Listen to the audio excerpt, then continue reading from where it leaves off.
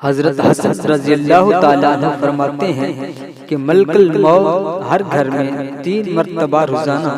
چکر لگا کر دیکھتے ہیں کس کا رزق پورا ہو گیا، کسی کی مدت پوری ہو گئی۔ جس کا رزق پورا ہو جاتا ہے اس کی روح قبض کر لیتے ہیں، اور جب اس کے گھر والے اس کی موت پر روتے ہیں تو ملک الموت دروازے کی چوکھٹ پر کھڑے ہو کر کہتے ہیں میرا کوئی گناہ نہیں، مجھے تو اسی کا حکم دیا گیا تھا، واللہ میں نے نہ تو اس کا رزق کھایا، نہ اس کی عمر گھٹائی، نہ اس کی مدت عمر سے کچھ حصہ کم کیا۔ میں تمہارے گھروں میں بار بار آتا رہوں گا یہاں تک کہ تم میں سے کسی کو بھی نہیں چھوڑوں گا۔ حضرت حسن رضی اللہ تعالیٰ عنہ نے فرمایا اگر میت کے گھر والے ملک الموت کو